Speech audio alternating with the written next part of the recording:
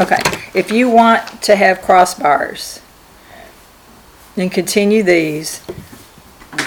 You're going to take your ruler, just like we did on all the others, and you're going to give yourself guidelines aiming to that vanishing point further out.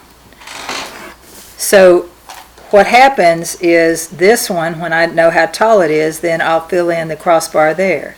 I'll fill in the crossbar there. I'll fill in the crossbar there. Okay. Because I have the guidelines now as to how wide they are. And they have to aim out. And but the height of the pole goes to the center of the next one, Right. creates the bottom. Height of the pole, center to the bottom. So once you get that, idea, then you can kind of visualize it and know, where to put the next one. And as they get further away, they're going to run into each other. Okay?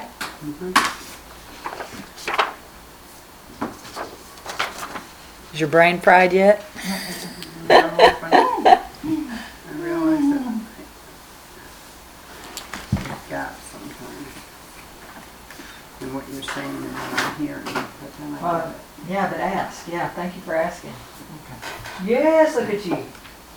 Look at you. Could go on, but You can go on and it runs into each other. yeah. And the same kind of thing, y'all. When you're dealing with lettering, and you're going to do lettering on buildings and windows and things like that. Say if these were, now this would be small, but if this was railroad cars or something, and there was some lettering here, well, the lettering is probably going to be straight up and down. So I'm going to do the straight up and down, and then I'm going to angle to my vanishing point. And I know, like, I'll just do SOS. It has nothing to do with this, but I mean, you try to turn it you try not to do it straight on. Kind of skew it a little bit.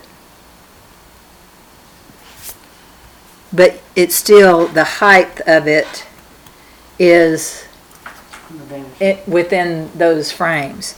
If you have windows, if this was a train, you could still have windows, you could have, curtains off of it or whatever. I mean, but whatever you want. If you were making children's blocks, that how they have an indentation around them and then maybe a letter or a number in it. It follows the edge of your diagonal. So I would recommend, I mean, it's a great practice to go to the dollar store and get you some cheap kids blocks.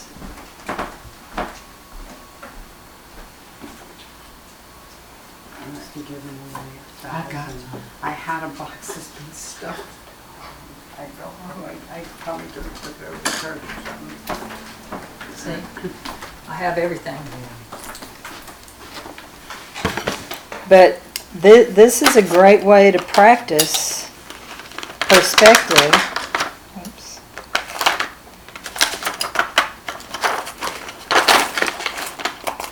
Is by drawing these at an angle, and you see when I hold it up how the far side, when it's tilted, gets skinnier, and when you stack them up on top of, you're looking straight down on it, so you can't really see that. But little things like this that you could have around the house to just stack and try and see if you can create the illusion of that A. You could tell that it's an A, but it's sideways, so it's skinnier, it's thinner than if you looked at it straight on. So keeping things like that in mind the apple even is skinnier, just like the circle family. If you're looking straight on it, it's a circle, and if you tilt it, it becomes an oval. If you tilt it more, it becomes an ellipse. Same kind of thing. That's apple's very similar to a circle. So, the things that we started off with hopefully will transfer into other things. You just have to look for them. So, if y'all want to borrow some blocks, I'll be happy to send a few home with you. But see, like, here's a great example. Here's a beach ball. Turn it sideways, the outside's oval. Turn it sideways a little bit more, and it's an ellipse. So, it's just the angle that you see things. You have to draw what you see, not what you know. And that's a huge thing. So, yeah, I think I found I might have gotten these either at the dollar store or at Tuesday morning or something. I saw them and thought, oh, great.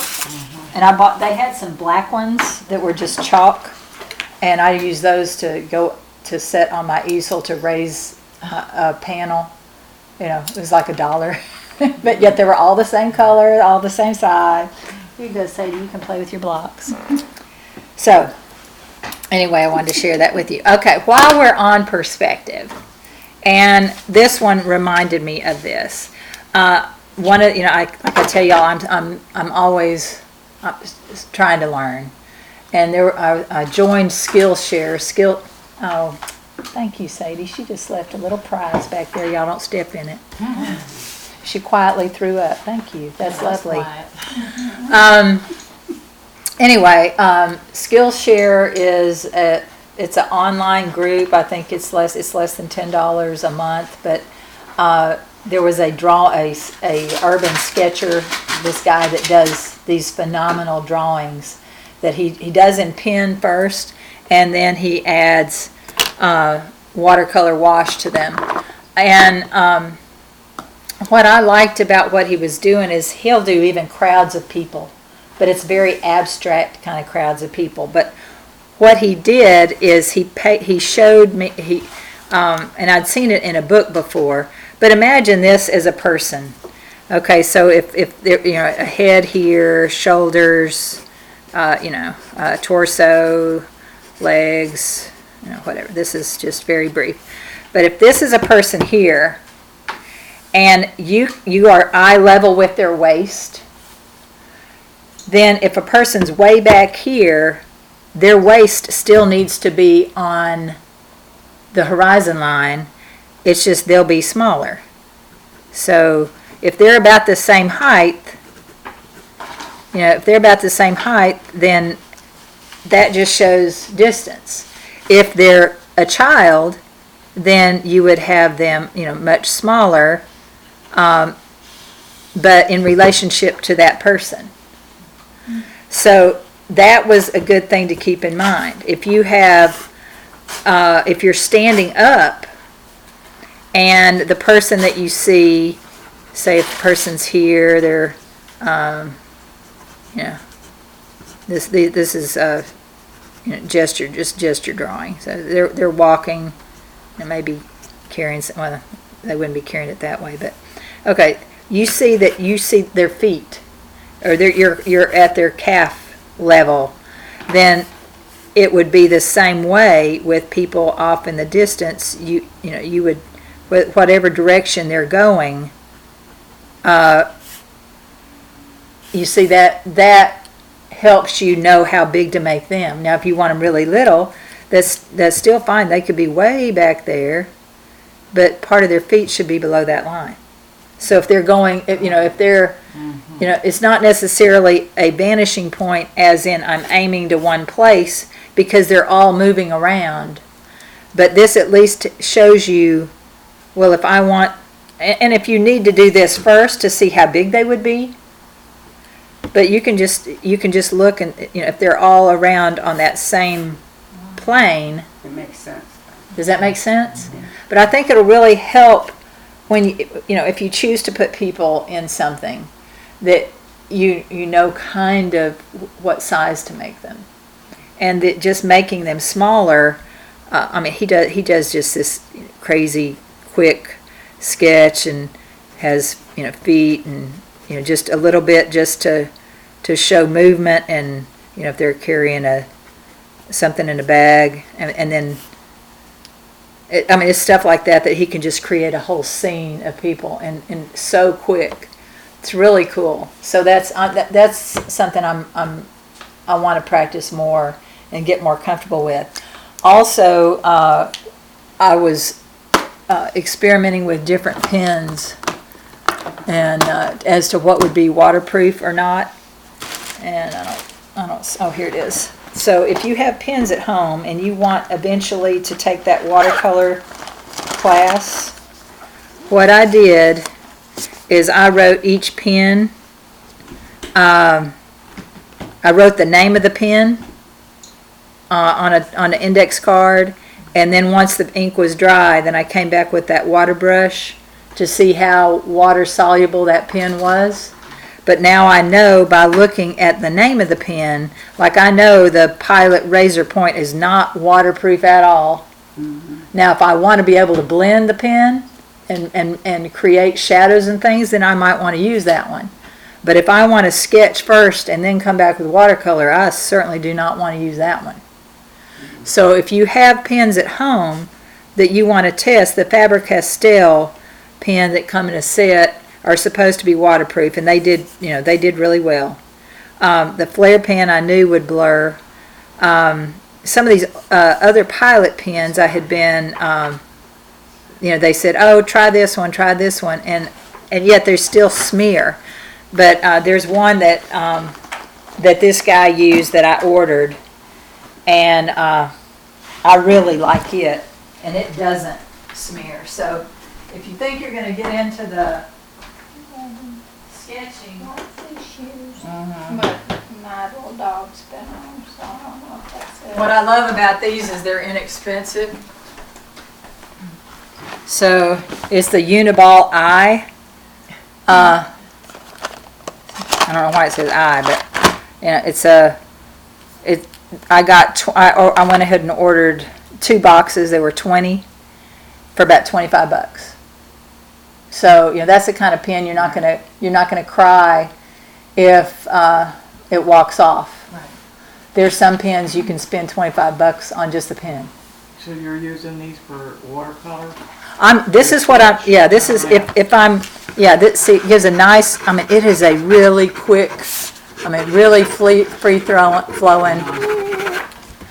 And then I can come in with watercolor, and it's not gonna bleed. But I want you to get a feel for these, so it might be something that that you want, just to see how nicely they flow. Because I mean, I'm not a representative of the company by any means, but when I find something that I like that works. And I've tried, you can see I've tried multiple pens.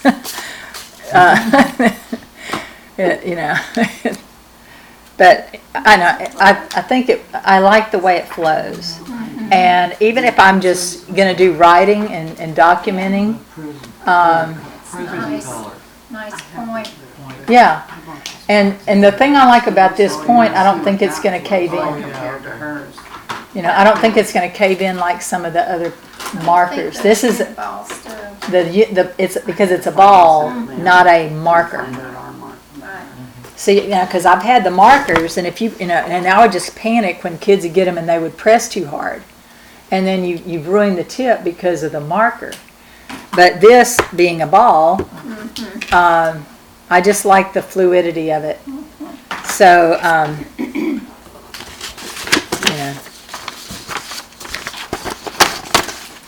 But anyway, just wanted to share that with you. We have about 30 more minutes, and I'd like to do kind of a brief cityscape. And with all that we've done on the perspective, this kind of thing that I'm going to show you right here, I just scribbled on it. I'm going to do a different one.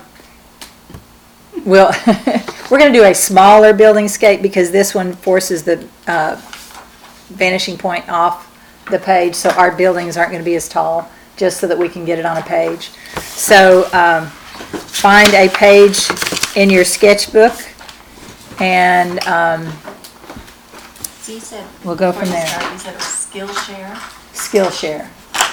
And let me see if I can,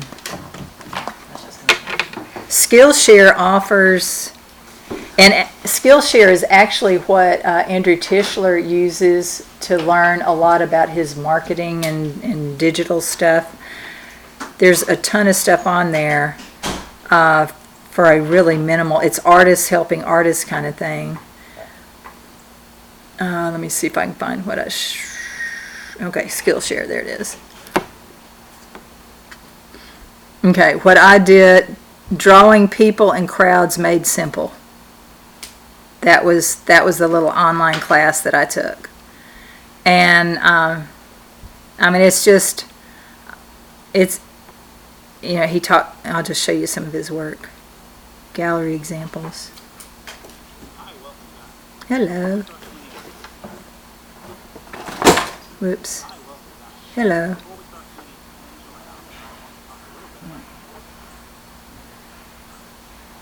Okay, see, well. Come on, show me people.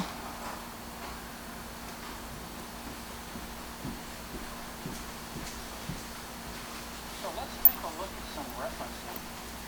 This is a book. Wow. Okay, do you see these? Can you? Yes, lots of people. Lots of people. And he just draws through things, and it works. Look at all the, and you see movement. And I mean, and then he'll come back later and put color in it. But it's like to not be inhibited. See, the thing he talks about, by adding people to your pictures, it adds movement and interest. And so, oh, sorry. And a lot of times people are afraid to put people in their pictures just because of the complexity of drawing them. But if you go, I think you can do a 30-day trial and take that class and not end up paying anything. But I thought, you know, for less than $10 a month and to have access to all these other things, I'm going to give it a try, you know. It's a good, it's, you know, something to consider. All right, so let's for practice. So let's put our horizon line this time in the lower third. So approximately a third up on your paper. I'm gonna draw mine fairly dark so you can see it, and I'm gonna put the dot at the very edge of the paper.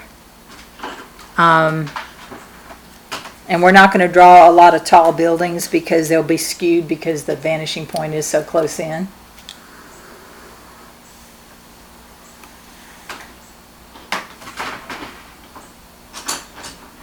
Okay, so you should have one straight line with the dot right at the edge of the paper. All right, so just like we did those boxes, we're going to start with the corner of the street. So pretend the street is coming this direction and there is a building standing on the corner. So just like we did the first box that we did today, that building, that corner of that building is the first thing we're going to draw. And I want it a little bit below the horizon line, just for interest. But I want it to come, well, if it goes that tall, it's be kind of really, well, it'll be skewed, but because it's angling this way. But I still want it tall enough that you can y'all even see that? Okay, I'll try to make my lines darker. I still want to use a pencil because there's times I'll need to erase on this particular project. Okay, just like before, we're going to decide how wide the side of that building is. Now again, it's going to have a sharp angle over here because it's closer to this vanishing point than it is over here. So I'm going to now I'm not going to make it real wide because I want a variety of other buildings there. And the bottom of it.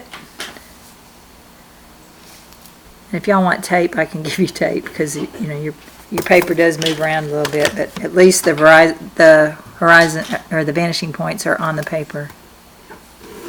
That makes a big difference. So I have one side of that first building. And I'm going to make this side a little longer.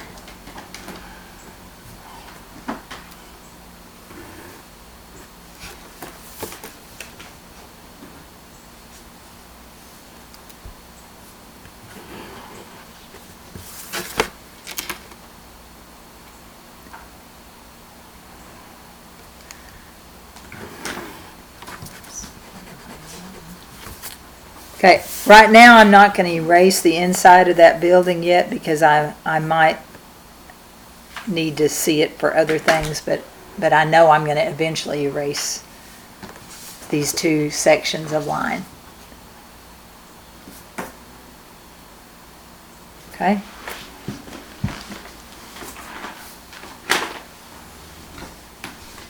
Good. Yep.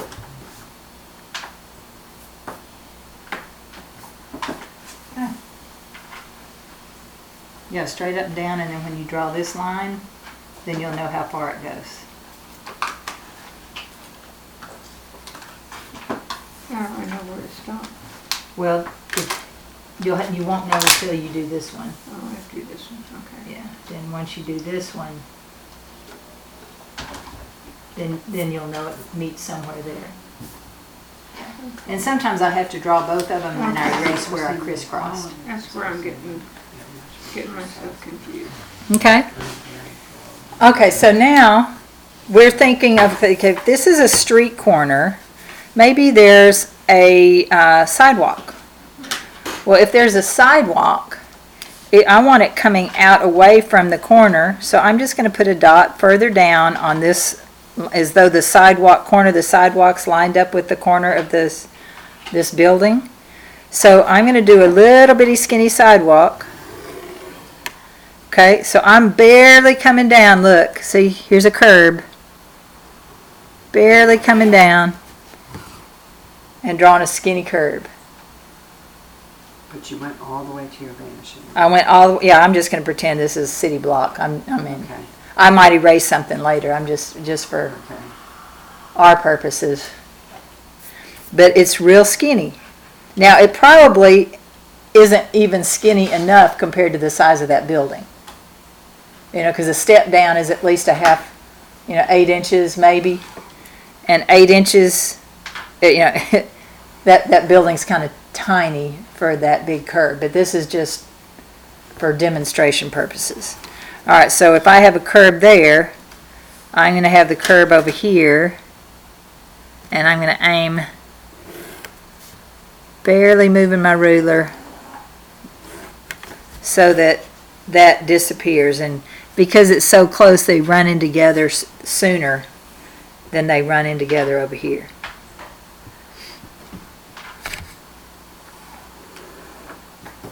But that just makes me feel like, okay, the building has something to sit on. Okay? All right, everybody have a sidewalk? All right, now, it's like, okay, do I want these buildings to touch? Do I want them to have space between? So the first one I'm going to do to the left, I'm going to let it touch, because if I'm downtown, some of those buildings go right into each other. So I'm going to draw a line however wide I want this next building. But I'm not going to make it as tall as this other one. So note, just watch for just a second, note that if visually this line right here is closer to me than this line will be. So this line is similar to what this line was to us a minute ago. So this is now the closest line of this building to us, this right here, however tall I want it to be. I'm going to say I want it that tall. I want this one taller, but I want this one only to go to here. So I'm going to draw up here just the height of the building. Then I'm going to draw the top of the building because it's shorter than this one is. Okay? So this is the front of another building.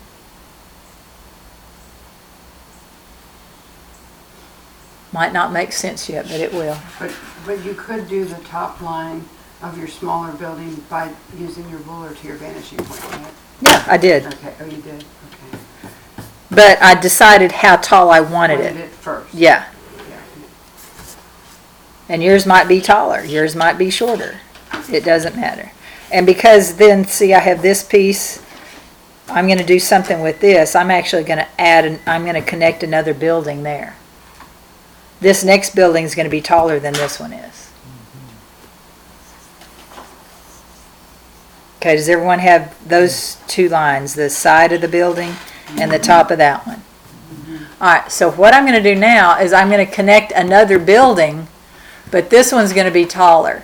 So I'm going to extend the sidewalk, the base of the building, however, it's getting closer to the vanishing point. It's not as wide as this one. See how tall that one is now? I'm going to go up to the height of that and then connect these. Now, remember those boxes that were on the horizon line? This is just like those boxes that were on the horizon line. You're only going to see two sides. Well, this one I saw two sides. This one I would see two sides if this was clear. See, this would just go over to here. And this one would come over to here, over to here if I saw it. But I'm going to draw the part that I want to see. So I go up here. I'm on the right side that aims to the vanishing point. I'm going to draw however wide I want that building to be. And then it tucks in behind this one. So I'm drawing one tall building, one shorter building, one that's a little taller, but they're all lined up on one city street.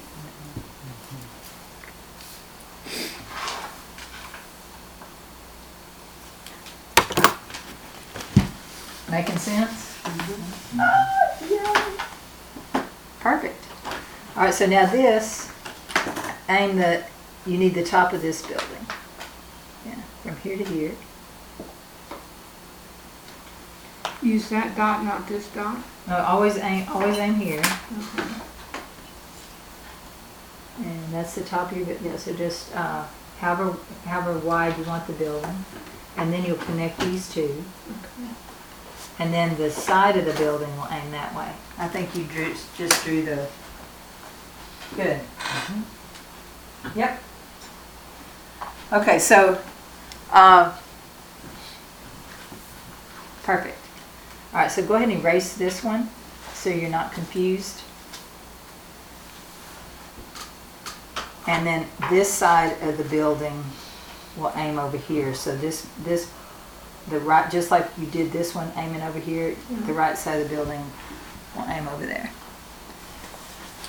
Okay, so I'm going to go ahead and lightly erase the horizon line along here. Maybe not so perfectly that I can't see it anymore, but that it's just not glaring at me anymore.